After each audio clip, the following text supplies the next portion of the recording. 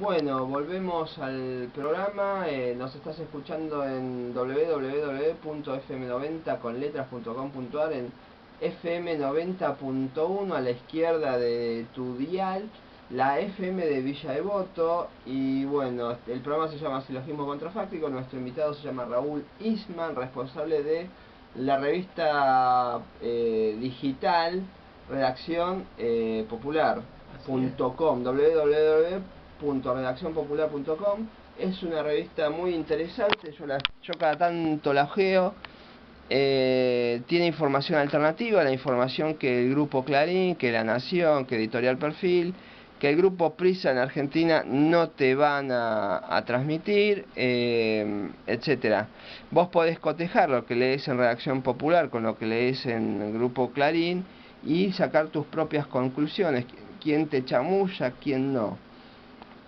Justamente sobre lo de Venezuela, el título del lunes de Clarín es: Maduro ganó, pero la oposición ganó las grandes ciudades. Y lo del triunfo de la oposición en las grandes ciudades es sumamente relativo, porque el PSUV ganó la mayoría de las capitales estaduales, serían provinciales, y Caracas está repartida. Caracas no es un solo municipio, hay creo que son 2 o 3 municipios distintos. Y si bien la MUD, la Mesa de Unidad Democrática, ganó lo que sería la votación más distinguida, hay otra zona sumamente populosa que fue ganada por el Partido Socialista Unido de Venezuela. O sea que también el PSUV arrasó en gran medida en las grandes ciudades. Un triunfo de 240 alcaldías sobre 360 en juego, y un triunfo con casi 59% de los votos, un poquito más alto que la última vez que ganó Chávez la presidencia en términos de votación de sufragios nacionales. No se puede minimizar así. Como no lo pudieron ocultar, lo minimizaron, destacaron las alcaldías que había ganado la Mesa de Unidad Democrática en algunas ciudades. ¿Te parece que pasemos a Bogotá? Sí, lo de Colombia es sumamente significativo, porque después que se habían firmado 2 actas de acuerdo entre la FARC y el Estado colombiano en función de un proceso de paz que tiene causas históricas, que tiene causas políticas muy concretas, que tiene causas económicas que tienen que ser comprendidas. Las históricas es el hecho de que es un conflicto de casi 50 años, o de más de 50 años. Las políticas tienen que ver con el enfrentamiento que hay entre Juan Manuel Santos, el presidente, y su antecesor Álvaro Uribe Vélez, que es la expresión de la ultraderecha militarizada. Y las económicas tienen que ver con el hecho de que si se logra el proceso de paz, toda la región del Valle del Cauca, muy rico en recursos naturales, se van a poder implementar contratos petrolíferos que el gobierno quiere realizar con multinacionales norteamericanas. Ahora, en ese contexto que lentamente avanzaba el proceso de paz y se habían logrado 2 acuerdos importantes, se estaban negociando un tratado o un acuerdo para la participación política de los militantes de la guerrilla en la política colombiana. El procurador de Colombia, Alejandro Ordóñez, depuso al intendente o al alcalde de Bogotá, Gustavo Petro, que había sido guerrillero, pero que se había alejado mucho de las posiciones más de izquierda de la FARC. No, él nunca fue de la FARC, era de otra formación guerrillera. Pero se había alejado de las posiciones inclusive de la izquierda democrática. Él ganó la interna del Polo Democrático Alternativo, que es la izquierda democrática más fuerte que existe en Colombia, para llevarlo prácticamente a una derrota, y al poco tiempo de eso salió del Polo y se jugó por la suya, ser alcalde de Bogotá, ciudad en la que ganó. Lo significativo es que hizo una gestión progresista, le abrió el juego a los derechos de las minorías sexuales, a los derechos de los gays,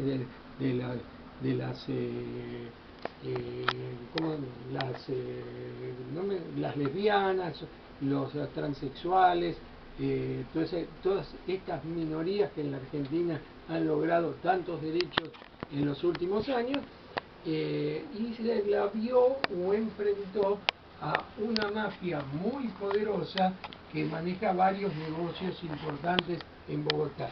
Enfrentó a la mafia de la recolección de basura, de residuos, a la mafia inmobiliaria. La especulación inmobiliaria es muy importante en Bogotá, y este funcionario, el procurador, está ligado a Uribe. Entonces esto tiene una doble lectura, la deposición de Petro. Una lectura económica, que es el hecho de que haya enfrentado, defendiendo los intereses públicos, a esas mafias de la privatización y de los negocios de las grandes empresas privadas.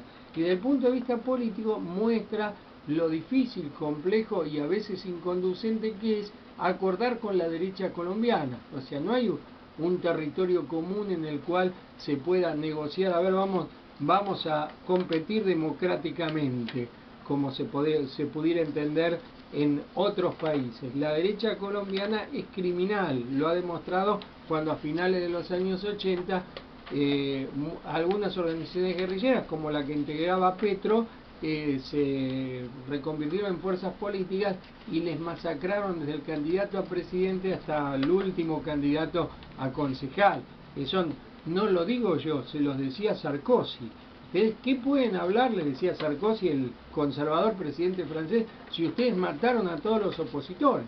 Entonces pone un límite sobre la posibilidad de negociar, y además tiene que ver con situaciones que son fundamentales desde el punto de vista general para la democracia. ¿Quién tiene más fuerza? ¿Un procurador nombrado por el presidente o el pueblo de Bogotá que eligió a su alcalde? Hace 3 años fue depuesta sin derecho a defensa la senadora Piedad Córdoba, una senadora progresista que está en Colombia, tiene muy buenos vínculos en la Argentina, nuestro país lo visita frecuentemente. Entonces es claramente un límite inclusive legal, porque hay quien dice que la acción de Ordóñez es inconstitucional, pero si es la segunda vez que lo hace, porque debe haber, yo no conozco la Constitución colombiana, pero debe haber resquicios que en la Constitución le permiten hacer eso, y es un límite constitucional para la vigencia de la democracia. Sí, está bien. Bueno, no dije nada sobre Nelson Mandela en el programa. Pero tenemos tiempo, ¿no? No tenemos sí, no sobra tiempo. Yo voy a dar mi perspectiva de Nelson Mandela. Él formaba parte de un partido político que usó las armas para la liberación de... mil gracias. Para la liberación del grupo étnico negro, para finalizar de la mayoría negra. Tuvieron el apoyo de Cuba. Hace por lo menos 4 o 5 décadas los apoyó. Cuba mandó tropas cubanas a Angola para cooperar en la liberación de... Aún antes, sí, cuando el Che Guevara murió en el año 67, sí. Cuando estuvo en Congo fue con un contingente, ese contingente quedó y participó de la defensa de Angola, que es un país que se había liberado del colonialismo francés y que sufría el embate del ejército sudafricano, que era un ejército criminal. O sea, Sudáfrica invadió Angola y tenía ocupado Namibia, que era un territorio que había ocupado porque quería, porque había una resolución de las Naciones Unidas que decía que Namibia tenía que ser independiente. Por eso Sudáfrica tiene peso en la región, no por tanto económico, sino político, militar. Es lo que juega Sudáfrica como socio del BRICS, de garantía de estabilidad en la región. Ellos intervienen militarmente mandando mercenarios, ex soldados, fuera, tropa de falsa bandera, no van con la bandera sudafricana, van mercenarios y saquean lo que puede, el recurso natural, para llevarse su botín de guerra. Nelson Mandela estuvo varias décadas preso. Casi 30 años. Casi 30 años. Venía de la familia, era jefe, venía de una casta de jefes tribales. muy antigua, posiblemente anteriores a la época de Shaka Zulu. Fue un hábil negociador, logró el sistema. Hoy en día Sudáfrica, el sistema político, inclusive la justicia, va quedando en manos de los negros, pero el poder económico financiero sigue en manos de los blancos. Y el problema que están teniendo ahora es que toda la corrupción del régimen, la gente asocia corrupción con políticos, no asocia corrupción con empresarios o con financistas. Entonces la imagen dentro de la mayoría negra se está esmerilando un poco. Va a ser, en 20 años va a ser interesante ver cómo se empieza a partir en dos eso, y la gente no va a votar por pertenencia étnica, sino por cuestiones ideológicas. Por eso se formó una nueva burguesía negra, etcétera. Mandela tenía en claro de que el conflicto era norte-sur, de que había que aumentar el comercio sur-sur y que había que desarrollar en los países del sur los bienes, el sector de bienes de capital, como para asegurar o impulsar la independencia económica. Eso es un poco mis palabras. Vos que lo seguiste por mucho más tiempo vas a tener más información sobre bueno, pues estoy en el mundo hace bastante más que vos, sí. Por eso lo puedo seguir con mayor tiempo. Con mayor digamos información. Lo que vos describiste es en gran medida correcto, pero me parece que fuiste un poco blando con el régimen de la apartheid. Sí. La supremacía económica de Sudáfrica se sustenta desde el siglo XVII, cuando llegaron los primeros colonos holandeses, que se los llamaba Boers, o africanos, pero finalmente quedó como Boers. Esos colonos tuvieron una actitud, digamos, calvinista en términos de el capitalista individual, que tiene acciones entre calvinista y schumpeteriana, del capitalismo individual con capacidad inventiva, de iniciativa, y de los principios del siglo XX fueron derrotados, pero derrotados militarmente por los británicos, que hicieron de Sudáfrica una colonia con una fuerte influencia de las dos minorías, de las dos minorías blancas, que convirtieron a Sudáfrica en el país más avanzado de toda la África. Vos fíjate que al día de hoy en ningún país africano se ha logrado la creación realmente de un Estado nacional, porque siguen predominando las etnias. Sudáfrica tiene un problema peor todavía. Vos señalaste el carácter originariamente étnico de Mandela, pero Sudáfrica tiene el problema de que tiene dos etnias blancas, lo que no tiene ningún otro país. Pero el problema a su vez que tienen los blancos es que, por un lado, se estaba terminando el mundo que les permitió sobrevivir con ese régimen infame del apartheid. Hay mucha gente que era muy joven y no sabe que el apartheid era que un blanco podía tener una vida totalmente separada de un negro. Todo el mundo sabe que, o quizá mucha gente sepa, que Soweto es un suburbio muy pobre, pero Soweto se formó cuando echaron a los negros que vivían en Johannesburgo y los hicieron habitar un asentamiento que se llama Soweto, donde no hay electricidad al día de hoy, donde no hay cloacas hasta el día de hoy. O sea, no se podía tener relaciones sexuales entre un negro y una blanca.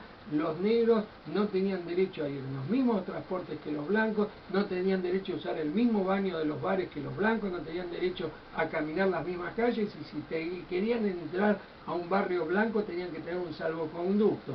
Acá está mi papel que yo soy mucama en este barrio, por eso puedo entrar. Es un régimen verdaderamente infamante que fue sostenido por los grandes países occidentales en el marco de la Guerra Fría.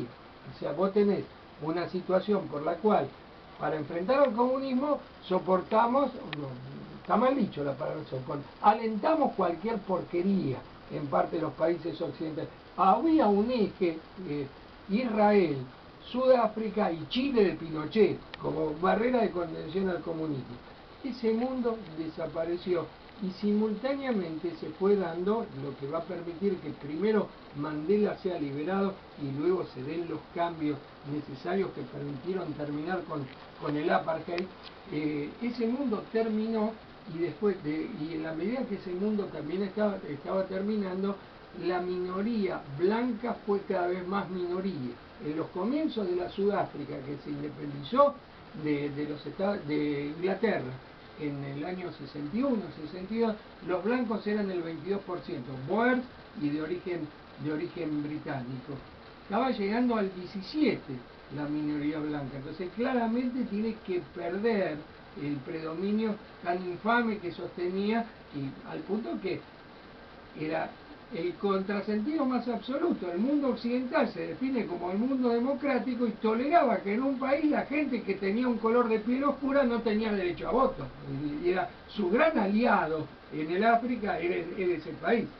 Entonces no hubo más remedio que salir del apartheid, porque estaba cada vez más ilegitimado, y como vos bien señalaste, Mandela en los primeros años 60 impulsó las hachas del cielo, creo que no me acuerdo con exactitud el nombre de la organización guerrillera del Partido Nacional Africano, el ala izquierda.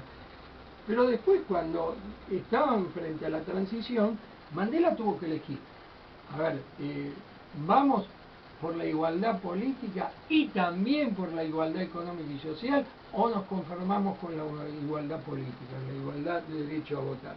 Los blancos se reservaron el manejo de las grandes empresas, la autonomía del Banco Central. Mirá el tema en debate en todos los países dependientes de América Latina. La derecha nos sigue rompiendo la paciencia, el Banco Central tiene que ser autónomo. Los blancos se quedaron con el Banco Central, con lo cual el gobierno de Mandela no tuvo el manejo de la política financiera, de la política monetaria, no, tenía que pedirle autorización al Banco Central para poder emitir algo de dinero, o sea que quedó amputado en su capacidad política. Y yo creo que tal vez Mandela mensuró en su mente el dolor de sus 27 años preso, y en esas condiciones tenía que impulsar una transformación económico-social que hubiese significado una guerra civil, si quería avanzar en una democratización mayor del poder económico, de las empresas, de los derechos. Hoy en día los negros solo se han beneficiado una pequeña minoría que accede a los puestos en el Estado por medio de programas impulsados por el propio Estado. Pero esa es una pequeña minoría. La mayor parte de los negros sigue viviendo en Soweto, que es lo mismo que decir vivir en el fondo de La Ferrere o en el fondo de González Catán sin la mejoría de los años de la década ganada. O sea, en La Ferrere, en González Catán, en el conurbano ha habido una mejoría muy grande. Sigue sin haber en todo Soweto luz eléctrica, sigue sin haber cloacas, sin haber agua corriente, y realmente Mandela eligió, y tal vez él haya mensurado en su mente el dolor que sintió en los tantos años que estuvo preso, que lo que significaría tantos negros que morirían en caso de que él ir más a fondo en la radicalización de sus planteos. Entonces eligió una transformación política que no fue acompañada por una mayor transformación en lo económico-social. Yo diría casi que se puede establecer una ley en términos históricos o sociológicos. Cuando las transformaciones económicas y sociales son muy profundas, no vienen acompañados por libertad democrática. Cuando son profundas en lo democrático, las transformaciones no vienen acompañadas por cambios concomitantes en las relaciones económicas. Cuba es un ejemplo de una sociedad que avanzó mucho en lo económico-social, pero no podés organizarte para hacer una fuerza política. En la Argentina o en muchos otros países hay capacidad de decir cada persona lo que quiera, pero las relaciones de poder siguen siendo bastante intocadas. En la Argentina me parece que el modelo de síntesis es Venezuela, que está avanzando hacia la mayor democratización en la política y la mayor democratización en lo económico. Para ir terminando el programa, para ir cerrando los últimos 5 minutos del programa, ¿qué evento de la política internacional que no hayamos tocado te parece relevante, digno de tocar? ¿Chile, te parece Chile? Chile, pero en el contexto general de cómo marcha el proceso independentista latinoamericano. O sea, Estados Unidos, como dijimos hace un ratito, el enmascarado no se rinde. Tiene como peones los países del Acuerdo del Pacífico: México, Colombia, Perú y Chile.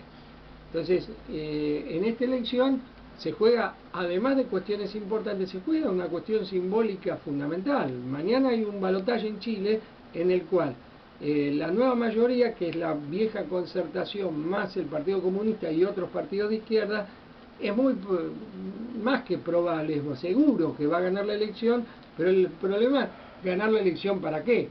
O sea, Michelle Bachelet hizo un gobierno que no tocó ninguna determinación fundamental de las dejadas por el pinochetismo a la democracia chilena.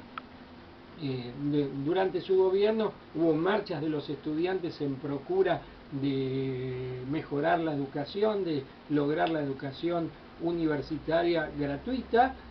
No hay que olvidar que en Chile la educación universitaria es una mercancía que te la venden con un crédito para que la pagues, y por eso las universidades argentinas, y enhorabuena que así sea, están muy pobladas de estudiantes chilenos que vienen a estudiar sin pagar por su carrera, porque es más barato, para que se dé una idea a la evidencia, es más barato mantener un hijo viviendo en la Argentina que pagarle una carrera universitaria en Chile. Te tenés que endeudar a un nivel que después no sé cuántos años de vida profesional tenés que tenés que utilizar para pagar ese crédito. En Estados Unidos se endeudan en la universidad y terminan a los 50 y pico de años de pagar el crédito a los que les fue bien. Sí, porque hay algunos que dejan y la deuda la tienen igual. Entonces lo que viene con el gobierno de Michelle Bachelet es un gobierno en disputa, donde Estados Unidos, si avanza la disputa en términos de que se logre reforma constitucional, cosa de que poder nacionalizar el cobre chileno y con esos recursos volcarlo sobre el pueblo, se abre un proceso que no le va a gustar a Estados Unidos, no le va a gustar a la derecha. De hecho, la campaña de Evelyn Ley, la candidata de la derecha, ha sido absolutamente calcada de la Guerra Fría. ¿Para qué quieren cambiar la Constitución? Si estamos bien con esta Constitución, ¿qué quieren hacer? Como Venezuela, que no tienen que comer, no consiguen comida. Esta señora cree que las mentiras que dicen los grandes medios son ciertas. Salvo que creamos que los venezolanos son masoquistas, no van a votar 60% de los venezolanos por un gobierno que les escamotea la comida y que de otra cosa que escaseaba en Venezuela, el papel higiénico. Entonces debían limpiarse como los filisteos con los dedos en esa situación. Si vos tenés una constitución heredada de la dictadura pinochetista con senadores vitalicios y que deja remachado el poder económico de las multinacionales sobre los recursos chilenos, es fundamental que haya una reforma constitucional, porque si no después puede haber una guerra civil. Mejor que sea con una constitución de modo democrático. Entonces esta señora, y eso es lo que se me pasó a decir antes, está jugando una cuestión muy importante desde lo simbólico. Evelyn Ley es la hija del general Ley, miembro de la Junta Militar, y Michelle Bachelet es la hija del general Alberto Bachelet. El general Alberto Bachelet fue preso y estaba preso en la unidad que mandaba el general Ley. Los dos eran amigos, las dos hijas eran amigas en la infancia, y cuando el general Bachelet estaba preso y torturado, en la unidad